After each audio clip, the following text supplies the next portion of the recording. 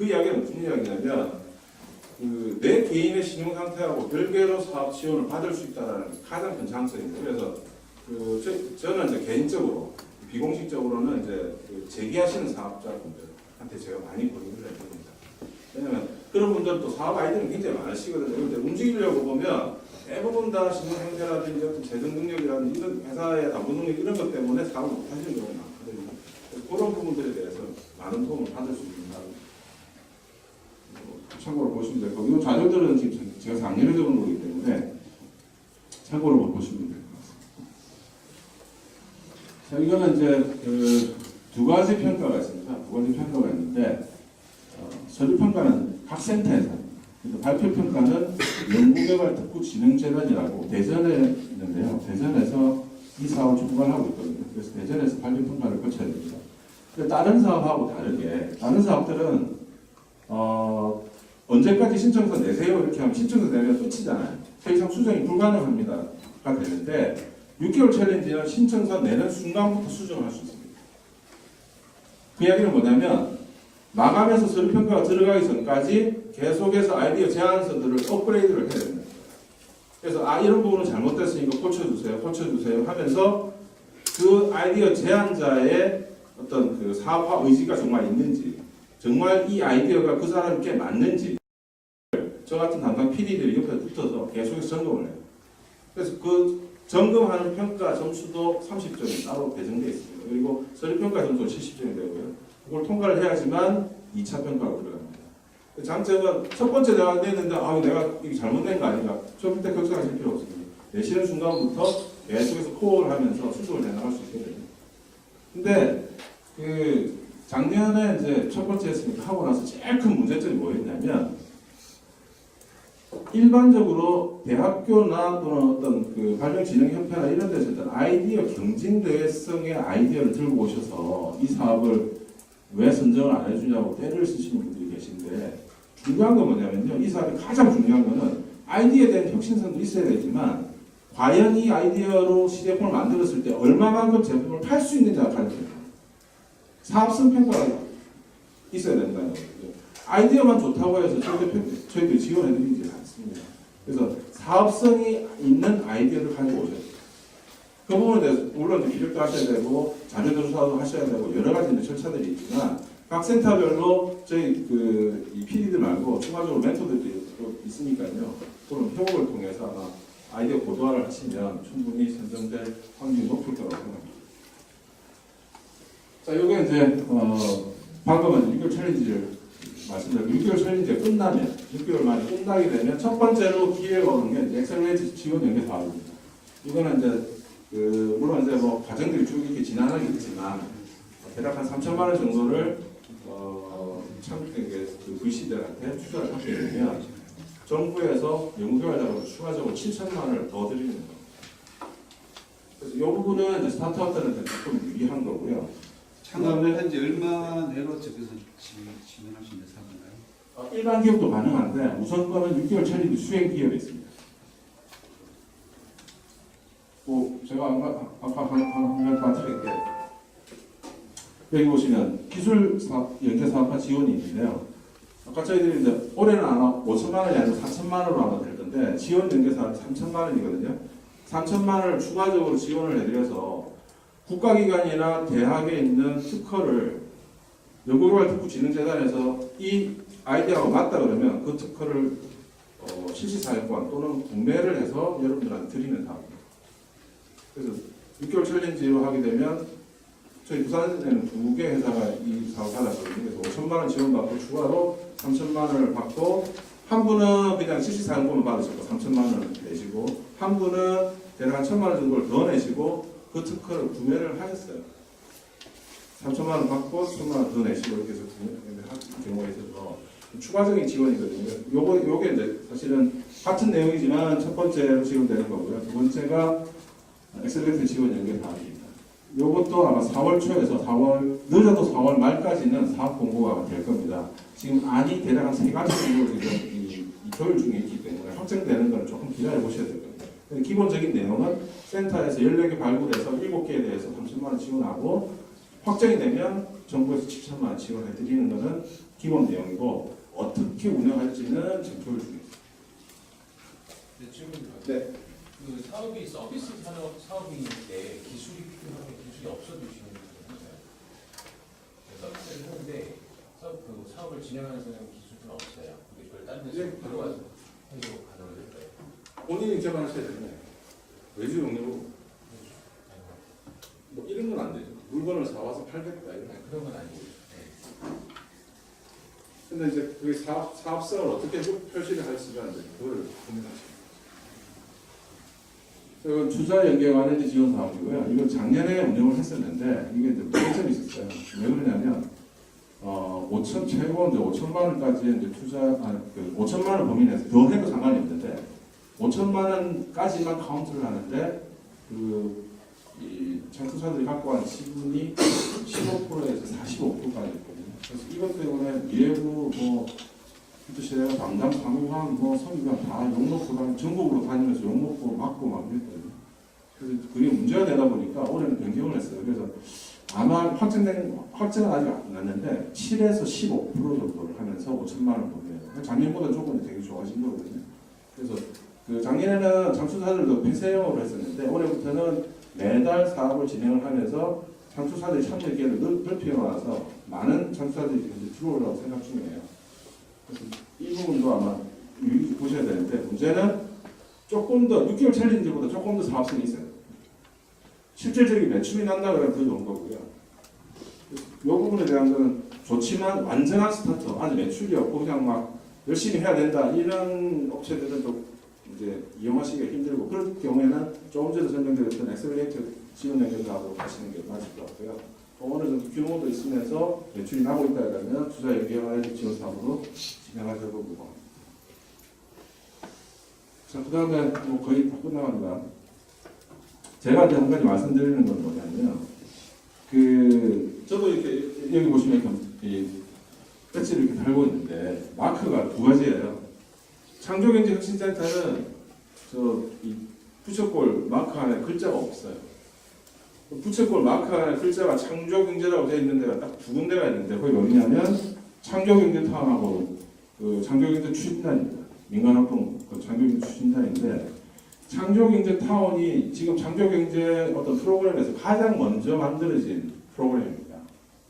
그래서 여러 사업의 시작을 창조경제타운에서 하거든요. 그 이야기는 무슨 이야기냐면 여러분들이 아이디어를 갖고 있는 것 또는 특허를 내고 싶은 것 이런 것들에 대해서 제일 첫 번째 등록하셔야 될 내용은 창조경제혁신센터를 찾아가시기 전에 반드시 창조경제타운에 등록을 하셔야 됩니다. 창조경제타운에 등록을 하시는 순간 제가 말씀드렸던 혁신센터에서 지원하는 것들 입주 지원도 있고 6개월 챌린지도 있다고 말씀드렸는데 그거보다도 훨씬 더 많은 온라인상의 지원을 받을 수 있는 곳이 창조경제타운입니다. 그래서 창조경제타운에는 자주 이용을 하시면 돼요. 그리고 저기는 온라인에서 이루어지기 때문에 직접 가서 멘토하고 이야기를 해야 된다 그런 게 아니거든요. 여기도 지금 앞에 계신 사회자분도 창조경제센터 타운 멘토시고 저도 멘토고 여러분이 아마 멘토 와 계실 거예요. 그래서 그런 우수 아이디어로 지정이 되면요 여러 기회들이 또 생깁니다. 그래서 창조경제타운에 등록하시고 아이디어를 검증받는 게 첫 번째. 두 번째는 그 등록되고 나면 창조경제혁신센터하고 또 호흡하시는 거. 그 다음에 여러 가지 사업들, 부대 사업들에 대해서 적극적으로 참여하셔서 활용하시고 원스톱 좀 활용하시고. 혹시 질문사항 있으십니까? 이거는 부산 쪽하고 관련된 내용을 말씀 안 드리고.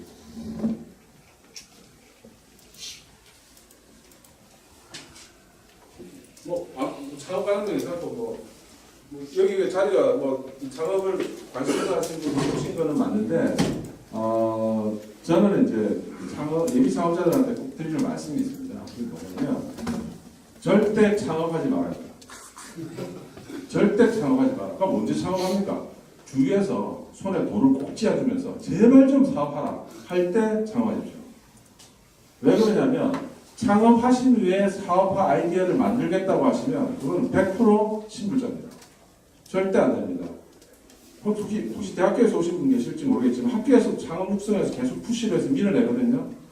결국에 정부 지원금을 대출이나 어떤 뭐 신용담보에서 받는 순간 여러분들은 신불자 후보 순위 1순위입니다. 절대 내 사업이 확신이 드시고 사업화 가능성이 없을 때는 창업하시면 안 됩니다. 예비 창업자의 신분을 절대 활용하시면 좋은데 단 한 가지 문제는 뭐냐면 저희들이 많은 아이디어를 1년에 한 150개에서 200개 정도를 보는데요. 그 중에 거의 한 30% 정도의 젊은이들이 어떤 현상이 일어나냐면 창업 아카데미, 창업 사관학교 뺑뺑뺑뺑 돌립니다. 발명진흥협회 이렇게 하면 계속 돌면서 뭐 부산시 무슨 공모전, 아이디어 공모전, 무슨 대학교 아이디어 공모전 100만 원, 200만 원 계속해서 1등상, 2등상 3년간 받은 상들이 무려 수십 개가 될 정도로 되면서 창업은 안 하고 계속 그 원전이 있어요. 그런데 무슨 아이디어로 했는지 보면 일관성이 없어. 다 내용이 달라요. 이게 무슨 조화인지는 모르겠어요. 그 이야기는 뭐냐면 이거는 사업화할 의지가 없다라는 거예요. 근데 그런 부분들이 아마 올해부터는 속아낼 겁니다. 정부에서도 작년에는 이 부분에 대해서 굉장히 문제를 많이 제기했기 때문에 올해는 혹시 멘토링 해주실 때 그런 분들이 있으시면 빨리 다른 부분으로 갈아타시도록 유도를 하시는 게 좋을 겁니다. 정부에서 지금 계속 시합을 하고 있거든요. 그래서 부산시 같은 경우에도 모든 창업 지원기관에 등록되어 있는 예비 창업자들에 대한 아이템들하고 이름하고 정보들을 다 지금 시합을 해서 중복성 여부를 검토를 하고 있어요. 그래서 그 부분은 좀 강화될 우려가 있기 때문에 조금 그 멘토링이나 뭐 이렇게 상담을 해주실 때 참고를 하시면 좋을 것 같습니다. 질문 없으시면 하시죠. 플랫폼 비즈니스로 사업이 되는 거잖아요. 저희들 입주기업 중에요. 루이라는 회사가 있습니다. 루이라는 회사가 어떤 거냐면 크라우드 소싱 플랫폼을 가지고 사업을 하는 거고 첫 번째 아이템이 크라우드 소싱 플랫폼에서 첫 번째 아이템이 신발이에요. 그래서 전 세계에 있는 신발을 사고 싶어하는 특이한 디자인 신발을 사고 싶어하는 사람들의 디자인을 받아서 그중에 인기도 순위에 따라서 생산을 해서 판매를 하는 건데 이 사람들 신발 만드는 사람이 아니에요. 자기들 크라우드 소싱 플랫폼을 갖고 있거든요. 그래서 저희들이 디자인 클라우드 소싱 플랫폼을 이 센터 자체적으로 지금 운영을 하고 있습니다. 플랫폼 사업도 가능합니다. 단 대동 소유한 거는 그 이제 뭐 공공기관에서 운영을 하는 것들이 있으면 말씀하신 것처럼 다 되는 거인데 그게 많이 이렇게 실행이 어려운 경우가 많거든요. 이제 뭐 아까 저도 이제 사업을 하면서 계속 컨택을 했었는데 그래서 모른다, 어디가 어디다 이런 경우가 좀 많아서 불편한데 그런 건 어디로 설명이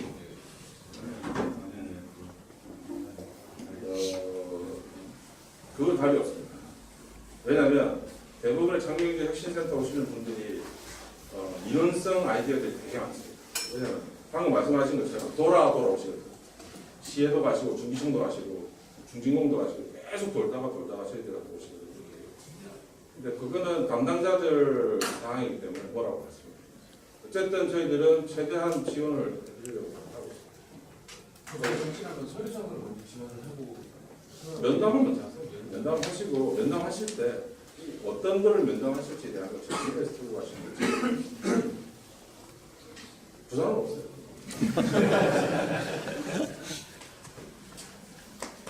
또 궁금하신 분 있으시면 네, 없으면 마치겠습니다.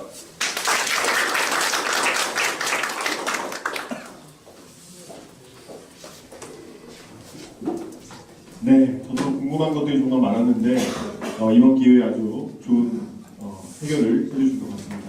박수 한번 우리 더 부탁드릴게요.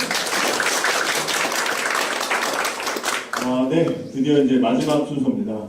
우리가 집단인성으로 궁금한 것들이나 이런 것들 토론해보는 시간이 남았는데요. 요 사이트 주소가 떠 있을 거예요. 여러분 스마트폰으로 한번 접속을 해보시면요.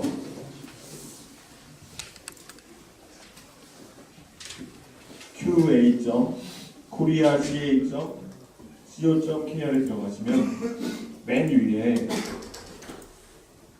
3월 가라지입니다 라는 글이 있습니다.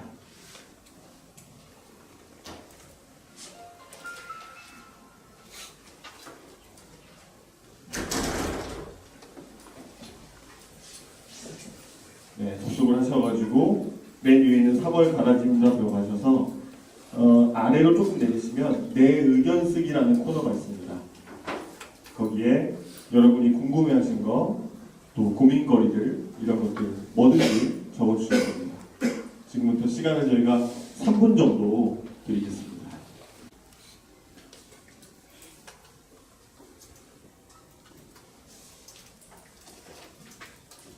네, 혹시 나는 정말 하는 법을 모르겠다 하시는 분은 손을 들어주시면 제가 친절히 가서 알려드리겠습니다.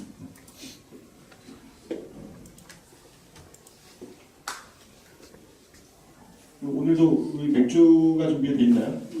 네, 맥주를 지금 조금 나눠주실 수 있으면. 네네네.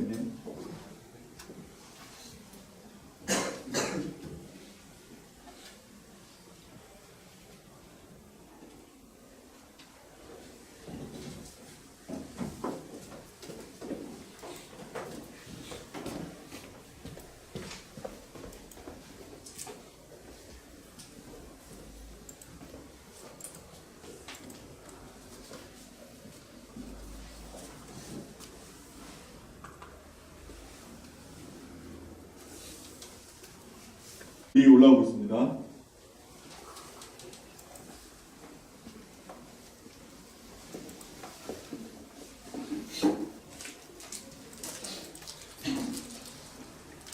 네, 1분만 있다가 마감을 하겠습니다.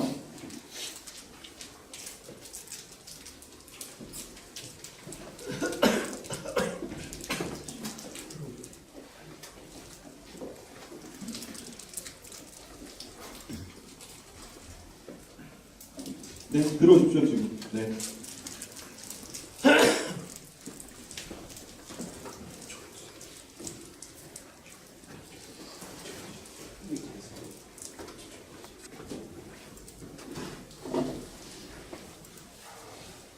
네. 그러면 이제 쓰고 계신 분들은 계속 써주시고요. 일단 올라온 것들 중에 제가 하나씩 읽어드릴게요. 제가 읽어드리면 이 분야에 대해서 답변해 주실 수 있는 분들은 편하게 코멘트를 해주시면 좋을 것 같아요. 이영준님께서 혹시 사물인터넷 분야로 스타트업 팀원 모집 중인 분이 계신가요? 이렇게 올려주셨거든요. 네. 이영준님 어디 계시죠? 네. 마이크 한번. 네, 간단하게 한번 얘기해 주시겠어요? 네, 안녕하세요. 저는 이영준입니다. 네. 현재 그 사물 인터넷 분야로 좀 관심이 많아가지고 그쪽으로 좀 정보를 수집하고 있고요. 그리고 전에는 웹 개발했었는데 지금은 그 하드웨어에서부터 지금 뭐 아두이노 뭐 그런 것이 다 관심이 많아서 현재 지금 스스로 혼자서 좀 공부하고 있습니다. 나중에는 사물 인터넷 쪽으로 뭐 스타트업도 하고 싶은데요. 혹시 그 스타트업 쪽으로 뭐 사물 인터넷 분야로 스타트업을 구축을 하시거나 뭐 팀원을 모집하시는 분이 있으시면은 말씀해 주셨으면 좋겠습니다. 네, 네, 감사합니다. 본인은 개발자이신 거죠?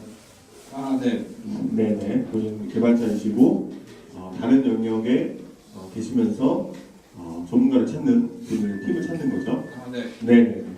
네, 혹시 지금 긴급 어떤 구인을 하셨는데요. 네. 우리 혹시 관련이 있으신 분들이 혹시 있으신가요? 네. 이 자리에 없다면 아니면 손에 못 드셨다니까 끝나고 한번 개인적으로 가주시면 좋을 것 같아요. 감사합니다. 네. 네, 우리 박수 한번 칠까요? 네.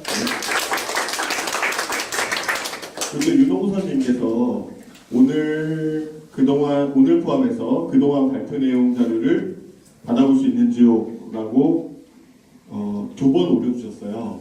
굉장히 다급해 보이시는데 네. 어디 있으죠? 네네네. 답변. 저희가 발표 자료들 중에서 오픈할 수 있는 것들은 저희들 가라지 카페하고 그러니까 저희들 BG헬프 카페 그리고 가라지 밴드가 있습니다. 밴드에 가시면 발표된 자료들 저희가 오픈할 수 있는 범위 안에서 공개할 수 있는 자료들은 공개를 해놓고 있습니다. 거기서 다운로드 받으시면 됩니다. 네, 그쪽 밴드에서 다운받으실 수가 있을 것 같습니다. 또 화선님께서요, 자료 공유 말씀하셨고, 그리고 빅데이터에 관해서 실제 사례가 구체적으로 궁금합니다. 스마트 팩토리 관련한 빅데이터 사항이나 경북 창조센터가 스마트 팩토리인데 그런 부산에서는 하지 않는다고 보아야 하는 것인가요? 이렇게 주셨거든요. 두 분 다 답변을 해주셔야 될 것 같아요. 네, 먼저 빅데이터 관련돼서 실제 사례가 있다면 이야기해 주실 만한 게 있을까요? 일단 가장 현실적으로 제일 큰 사례 중에 하나는 어떤 통신 회사들 줄 것 같아요. 통신 회사들이 이제 가공 데이터나 망에서 올라오는 망 장애나 뭐 성능 여러 가지 데이터들이 있거든요. 아까 강의 중간에 잠깐 언급을 했는데 그 사실 현재 존재하는 빅데이터 중에 제가 경험하는 중에는 가장 양이 많고 리얼타임성, 실시간성인 자료들이 많아서 대표적인 예가 될 것 같고요. 언급하신 스마트 팩토리 쪽은 현재 실제 적용된 사례도 없고 저희가 그 스마트 팩토리에 관련된 어떤 뭐 애플리케이션을 가진 업체나 그런 쪽으로 사업을 하려고 하시는 분이 빅데이터 플랫폼이 필요할 경우 저희랑 같이 제휴를 해서 할 수 있는 사업 모델이 가능할 것 같아요. 근데 이제 그 일반적으로 뭐 공장이라든지 설비의 경우 향후에는 IoT 센서 같은 걸 달아서 그 센서가 장비, 뭐 엘리베이터가 됐다든지 공장의 어떤 그 설비들이 자기 상태를 보내준다고 하면 그 자체가 어떤 빅데이터라는 것이 되고 그걸 잘 수집 정리해가지고 분석할 수 있는 플랫폼을 구축하게 되면 그 해당 설비를 좀 더 이렇게 효율적으로 활용할 수 있을 것 같아요. 최근에 이건 뭐 아주 구체화되지는 않았는데 예를 들어 엘리베이터 같은 경우도 운영 중에 장애 상황을 예측할 수 있는 경우가 있답니다. 그 엘리베이터 줄이 초기에 예를 들어서 어떤 일정 길이로 맞춰놓으면 오랜 기간 이렇게 사용을 하다 보면 줄이 좀 느슨해지는 늘어나고 그러면 이제 엘리베이터가 그걸 맞추기 위해서 자동 리셋하고 이런 과정 중에서 약간의 일반 사람들이 느끼기에는 조금 이상한 상황들이 발생하기도 하고 정비를 더 많이 해야 되는. 근데 이제 그런 내용들을 만약에 엘리베이터에 센서를 달아가지고 그걸 이제 전기를 연결해야 되는데 액티브 장비로서의 그런 준비가 필요하긴 한데 그런 정보들을 충분히 보내준다면 중앙에서 그거를 사전에 사전 점검을 할 수도 있고 근데 일반적으로 사람들이 어떤 일정한 기준을 가지고 점검을 할 텐데 그걸 좀 더 위험도가 높은 지역을 먼저 점검해서 처리하는 그런 일들이 가능할 것으로 보고 있습니다. 그래서 아마 질문하신 분이 뭐 구체적으로 어떤 아이디어가 있으신지 모르겠는데 만약 있다면 그 스마트 이제 제 경우는 그 스마트 팩토리에서 어떤 것들을 관리하고 싶어하는지하고 거기에 실제로 지금 존재하는 뭐 메인터넌스나 이런 측에서 어떤 애플리케이션이 있는지 제가 잘 모르기 때문에 그런 부분을 정확히 이해하는 분이 있다면 저희 그 빅데이터적으로 접근을 해서 같이 어떤 뭐 일종의 융합이랄까 그런 솔루션을 만들 수 있을 것 같습니다. 네, 감사합니다.